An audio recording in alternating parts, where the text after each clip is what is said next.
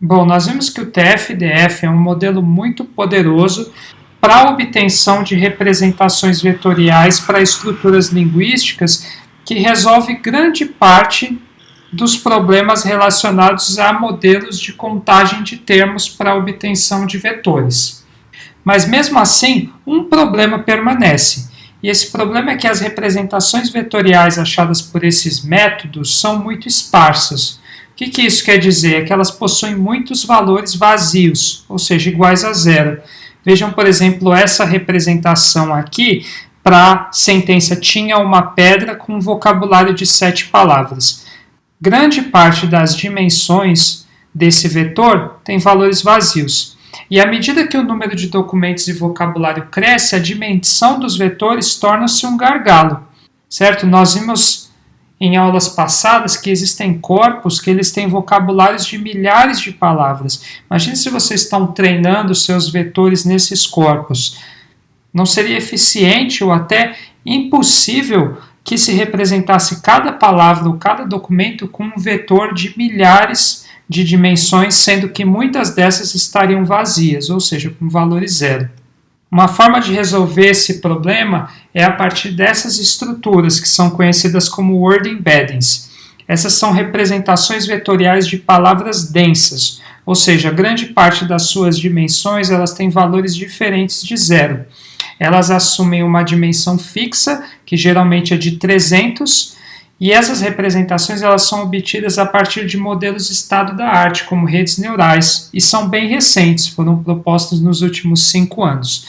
Vale aqui uma observação que o que nós então chamamos de word embeddings, que são essas representações vetoriais de palavras densas, elas são diferentes do que na linguística vocês reconhecem como embedded clauses, tá?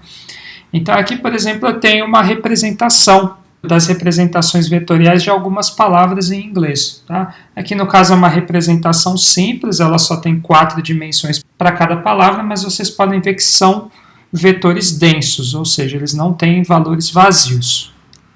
Uma das coisas impressionantes a respeito dos word embeddings, o que fizeram que sejam modelos tão populares hoje em dia, superando até o TF-DF, é que hipoteticamente ele permite que inferências lógicas sejam feitas a partir de operações aritméticas. Então, por exemplo, a gente pode resolver inferências lógicas como assim: o rei está para o homem, assim como a mulher está para... Então, se a gente fizer essa operação aritmética dessa maneira aqui, o vetor de rei mais o vetor de mulher menos o vetor de homem, o vetor que vai ser obtido é o vetor de rainha. Mesma coisa funciona para a parte morfológica. Se eu fizer a operação aritmética que andar está para andando, assim como nadar está para, ele vai me devolver o vetor de nadando. E eu faço essa operação da seguinte maneira: o vetor de andando mais o vetor de nadar menos o vetor de andar. Vai ter como resultado o gerúndio do verbo nadar. Mesma coisa pode ser feita, por exemplo, da relação entre países e suas capitais. Então, se eu fizer o vetor de Paris mais o vetor de Brasil menos o vetor de França, eu vou obter a capital do Brasil, o vetor da capital do Brasil, que é Brasília. Esses word embeddings eles são muito famosos, principalmente para o inglês, mas sua versão em português também foi obtida pelo NILC, que é o Núcleo Interinstitucional de Linguística Computacional das Universidades Paulistas. Tá? Vocês podem acessar os word embeddings nesse site, onde eles estão disponibilizados em diferentes versões. Aqui eu vou demonstrar para vocês como é que a gente pode utilizar uma versão específica no Python. Então esse é o repositório de word embeddings em português do NILC. Vocês vão ver que existem diferentes tipos de word embeddings. Vocês podem ler o paper para entender e ler as referências. E uma coisa interessante é que eles treinam vetores, representações vetoriais de palavras em diferentes dimensões. Né? Então vocês podem achar em palavras representadas em 50 dimensões, em 100, 300, 600, 1000 e assim por diante. Na lógica, quanto mais dimensões uma palavra é representada, melhor. Mas aqui, como é o objetivo de fazer um teste, eu vou utilizar essas representações de apenas 50 dimensões. Tá? Então vocês podem fazer o download através daqui e fazer o upload do arquivo que vai ser baixado no computador de vocês para o Colab, ou vocês podem fazer da forma que eu vou mostrar agora. Bom, então tem aqui esse comando, que ele vai baixar então esses word embeddings específicos, que são o CBOL de 50 dimensões.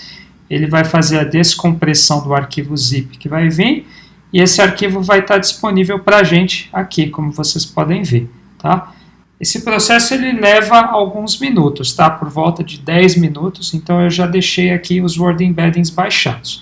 Então aqui eu vou mostrar para vocês como é que nós podemos inicializá-los. A gente vai utilizar uma biblioteca conhecida como Gensim. Então aqui eu vou fazer um from gensim.models import keyed vectors. E aqui eu vou instanciar os word embeddings numa variável chamada word2vec. Vou chamar esse aqui vectors. Vou chamar o método load word2vec format. E aqui eu vou passar o nome do arquivo que nós baixamos, que é esse aqui, cbol s50.txt. E ele vai inicializar todos os word embeddings das palavras que ele utilizou, do vocabulário que ele utilizou, nessa variável word2vec. Então vamos esperar alguns segundos. Bom, então está aqui, foi inicializado, tá? E a gente pode acessar o word embedding de uma palavra, é muito simples, é como se a gente estivesse acessando um dicionário do Python. A gente pode vir aqui, abrir colchetes e digitar a palavra que nós queremos.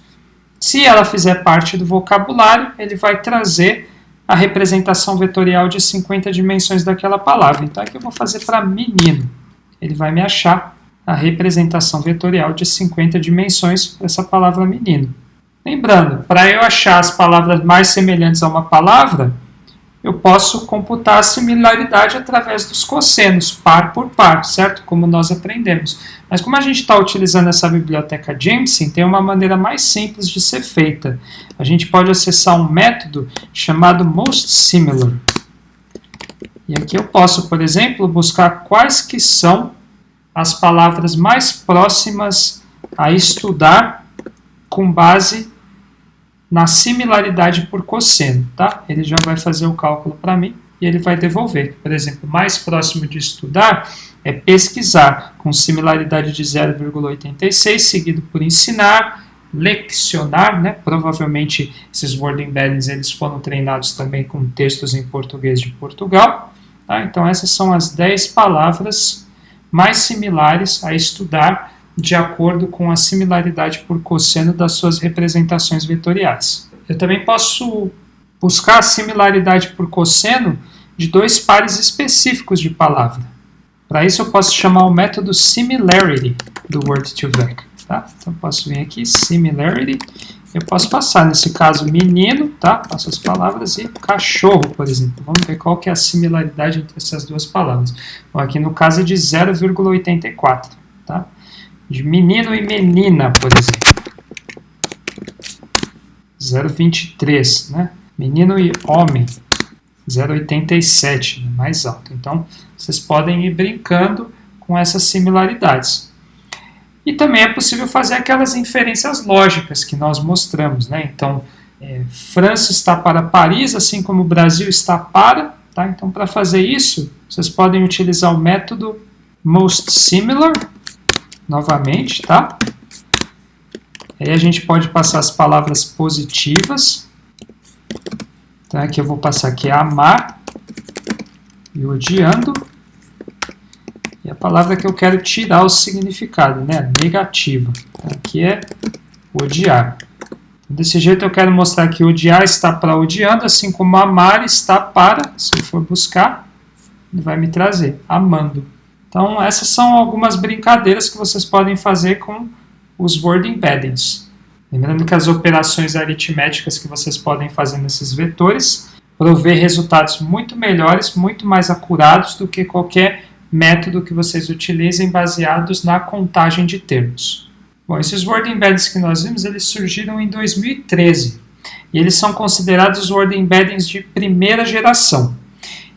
E esses word embeddings de primeira geração, eles são considerados livres de contexto. E o que isso quer dizer? Quer dizer que cada palavra ela é representada por um vetor independente do contexto onde ela se encontra.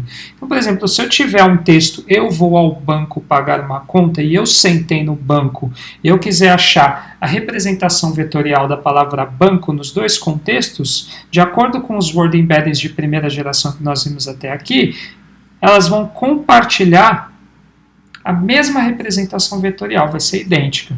Ou seja, então esses word embeddings, eles computam um vetor para cada palavra, independente do contexto onde ela se encontra. Já hoje em dia, mais recentemente, surgiu um método que em inglês ele se chama BERT, tá? Que são os word embeddings sensíveis ao contexto. E ano passado surgiu a versão desse método para o português, que foi treinado pela Unicamp, né, a Universidade de Campinas, juntamente com uma empresa chamada Neuromind, que é o BERT-INBAL. Tá? Então, o BERT-INBAL ele é um modelo em português que gera representações vetoriais para palavras nesse idioma sensíveis ao contexto.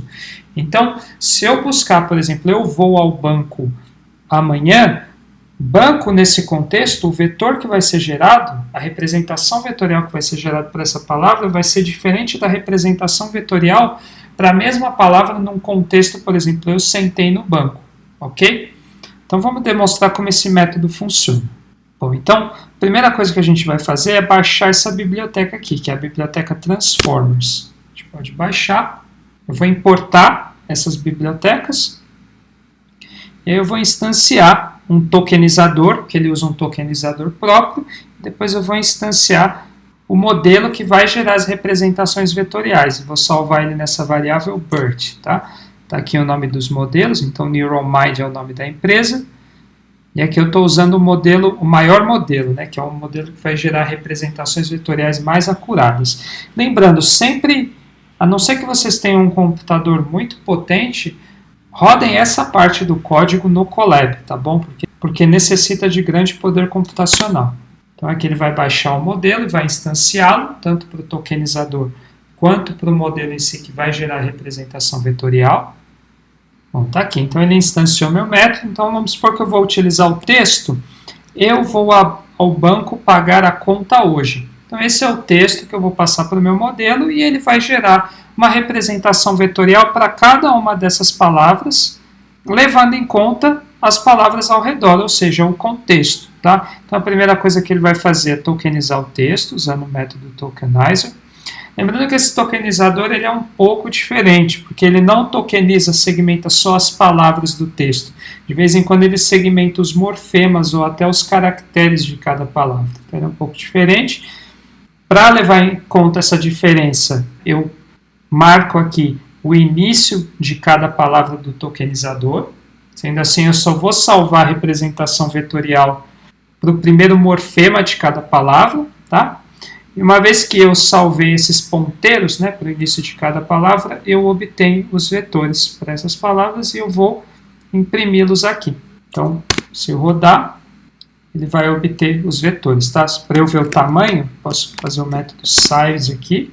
Aqui vocês vão ver que eles acharam 9 representações, né? Então aqui eu tenho 9 palavras, 1, 2, 3, 4, 5, 6, 7, 8 e o ponto, né, 9, e cada representação tem dimensão de 1024. Tá?